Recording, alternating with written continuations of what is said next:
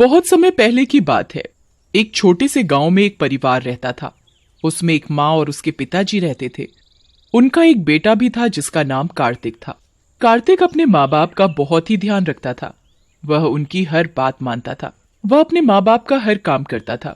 वह कभी भी अपने माँ बाप की कोई भी बात नहीं टालता था। एक दिन की बात है, कार्तिक के घर एक औरत आती है। उसका नाम बिमला होता है और वह कार्तिक की माँ से कहती है, कार्तिक की माँ, कैसी हो? मैं ठीक हूँ। और तुम बताओ, कैसे आना हुआ? आज हमारे घर का रास्ता कैसे भूल गई? सुना है तुम कार्तिक के लिए लड़की देख रहे हो। हाँ बहन, लड़की तो देख ही रहे हैं, पर कोई लड़की पसंद ही नहीं आ रही। बिमला को पता था कि कार्तिक की माँ लालची किस्म की औरत है। वो किसी ऐसी वैसी लड़की से शादी नहीं करेगी। तभी बिमला कार्तिक की माँ से कहती है, एक लड़की है तो उसका नाम चंदा है। सुंदर भी खूब है, पढ़ी लिखी भी काफी है और माल भी बहुत देंगे। तभी कार्तिक की माँ बिमला से कहती है, तुम ये सब छोड़ो, ये बताओ शादी में लड़की के माँ बाप क्या क्या देंगे? तुम चिंता मत करो, तुम्हें कहने की जरूरत भी नहीं पड़ेगी, वो अपने आप सब कुछ देंगे। ये बताओ पैसा कितना देंगे? अरे, लड़की के माँ बाप बहुत पैसे वाले हैं, वो बहुत सारा पैसा देंगे। तो ठीक है, मैं कार्तिक की शादी चंदा से करने को तैयार हूँ। और अगले हफ्ते कार्तिक की माँ कार्तिक की शादी चंदा से कर देती है और चंदा नई नवेली दुल्हन बनकर अपने ससुराल में आती है। ससुराल में सभी लोग चंदा का खूब अच्छे से स्वागत करते हैं। और अगले दिन लेकिन कार्तिक की माँ का तो ध्यान चंदा के साथ लाए सामान पर था। तभी कार्तिक की माँ चंदा से कहती है, तेरे बाप ने शादी तो ठीक ठाक कर दी, लेकिन शादी में पैसा तो दिया ही नहीं। शादी से पहले आपने तो ऐसा कुछ बोला नहीं था। हमने तेरे माँ बाप से कुछ नहीं मांगा तो इसका मतलब ये नहीं कि वो अपनी बेटी की शादी में कुछ दे ही ना। चंदा अपनी सास की बात सुनकर बहुत रोती है। तभी कार्तिक चंदा से कहता है, अब रोती ही रहोगी या कुछ खाने के लिए भी बनाओगी? कब से हम लोग भूखे बैठे हैं। जी अभी लाई। और चंदा रसोई घर में खाना बनाने चली जाती है।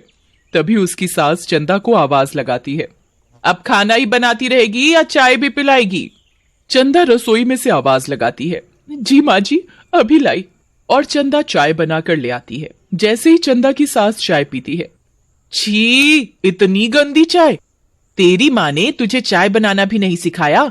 और वो चाय का कप फेंक देती है। ये देख चंदा रोती हुई वहां से चली जाती है और वो अपने कमरे में जाकर बहुत रोती है। चंदा की सास और उसके पति का बर्ताव चंदा के लिए दिन पर दिन खराब होता जा रहा था, जिसकी वजह से चंदा बहुत दुखी रहने लगी।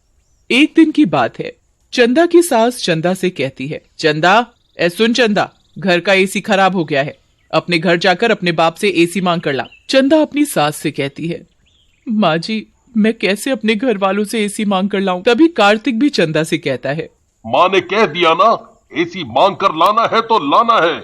लेकिन मेरे घर वालों ने तो शादी में पहले ही सब कुछ दे दिया था। दिया था तो अब दूसरा एसी चाहिए।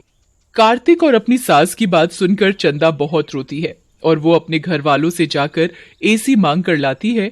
और चंदा की सास एसी देखकर फूली नहीं समाती और कहती है, मैंने कहा था ना, दे देंगे एसी। चंदा अपनी सास की बात सुनकर कुछ नहीं बोलती और रसोई में काम करने चली जाती है। चंदा रसोई में काम करते करते रोती रहती है। तभी कार्तिक कहता है, माँ, मैं किसी काम से बाहर जा रहा हूँ, आने में थोड़ा लेट हो जाएगा। ये कहकर कार्तिक अपने काम से बाहर चला जाता है और रात को लौटकर वो गुस्से में चंदा को आवाज लगाता है, चंदा, ओ चंदा, कहाँ मर गई? जी अभी आई। और वो कार्तिक के लिए चाय बनाकर लाती है। तभी कार्तिक की माँ कहती है, बेटा, आज तो तूने आने में बहुत देर कर दी। तो कार्तिक बताता है, रास्ते में मेरी बाइक खराब हो गई थी, इसीलिए लेट हो गया।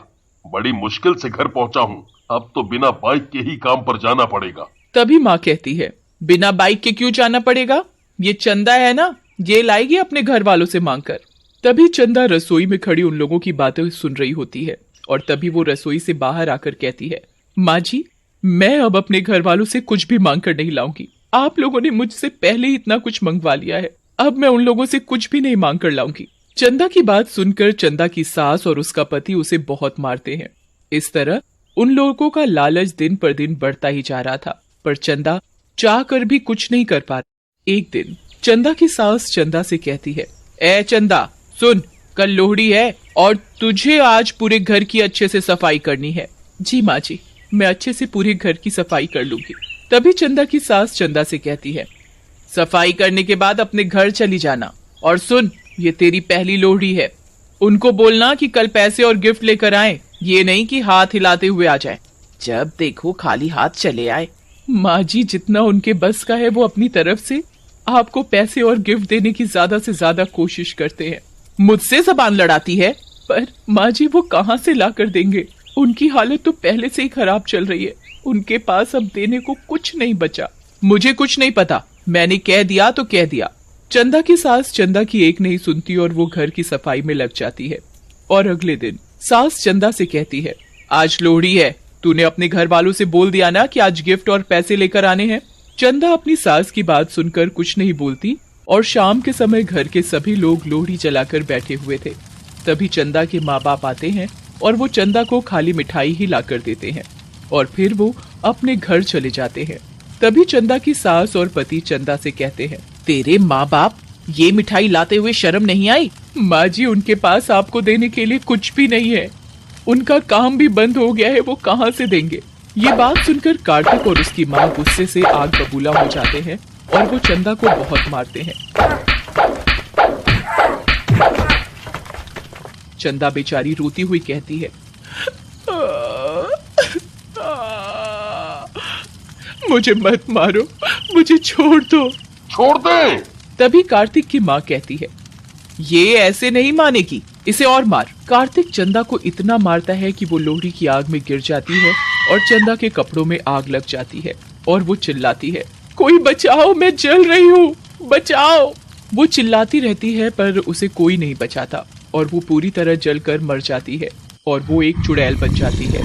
और रात को जब कार्तिक अपने कमरे में सोया हुआ था तो वो कार्तिक के कमरे में आती है और उसे जोर से थप्पड़ मारती है।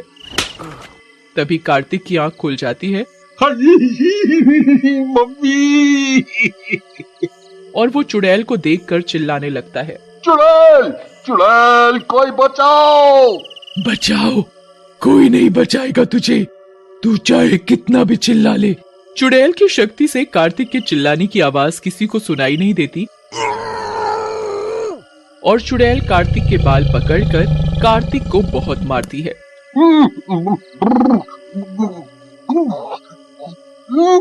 मुझे छोड़ दो, मुझे छोड़ दो। नहीं, कभी नहीं, तू भी मुझे ऐसे ही मारता था ना, मैं भी चिल्लाती रहती थी मुझे मत मारो, पर तुम लोगों को मेरे ऊपर दया नहीं आती थी। अब तुम्हें पता चलेगा दर्द क्या होता है। तभी चुड़ैल कार्तिक के पलंग में आग लगा देती है और वो चीखने लगता है। अब पता चला कैसा लगता है जलते हुए। और कार्तिक के हाथ पैर आग से बुरी तरह जल जाते हैं और वो तड़पता रह जाता है।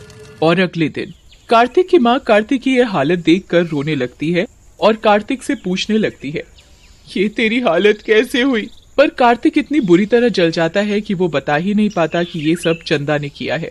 और रात को कार्तिक की माँ रसोई में दूध लेने के लिए जाती है। जैसे ही वो दूध गर्म करती है तभी चुड़ैल आ जाती है और चुड़ैल को देखकर कार्तिक की माँ डर जाती है। तुम तो मर गई थी ना? हाँ, तुम लोगों ने मुझे मार डाला था, मेरी पहली लोहड़ी थी और तुमने मुझे जलाकर मार डाला। तभी चुड़ैल अपनी सास के ऊपर गर्म दूध डाल देती है। गर्म दूध डलते ही चंदा की सास चीखने लगती है, मुझे बचाओ, मेरा शरीर जल रहा है, बचाओ मुझे। चंदा की आवाज किसी को सुनाई नहीं देती और वो चिल्लाती रहती है, पर उसकी आवाज किसी को सुनाई नहीं देती। तभी चुड़ैल रसोई में आग लगा देती है और कार्तिक की माँ रसोई में लगी आग में फंस जाती है। मुझे मत जलाओ, अपनी पराई तो मत जलाओ, अब तुझे पता चलेगा कैसा लगता है जलते हुए। ले, अब तू भी चल। मत जलाओ, मुझे मत मारो, मैं जल रही हूँ। तुम लोगों के लालच की वजह से मेरे माँ बाप को कितनी तकलीफ झेलनी पड़ी, पर तब भी तुम लोगों को दया नहीं आई। मैं भी चिल्ला रही थी पर तुम लोगों ने मेरी एक नहीं सुनी और मुझे जलाकर मार डाला।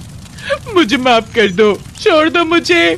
तुम लोगों के लालच की वजह से तुम लोगों ने मुझे जलाकर मार डाला, तुम लोगों के साथ ऐसा ही होना चाहिए। और चुड़ैल पूरे घर में आग लगा देती है। उसमें कार्तिक और उसकी माँ बुरी तरह जलकर मर जाते हैं और चंदा की आत्मा भी शांत हो जाती है और फिर वो वहाँ से चली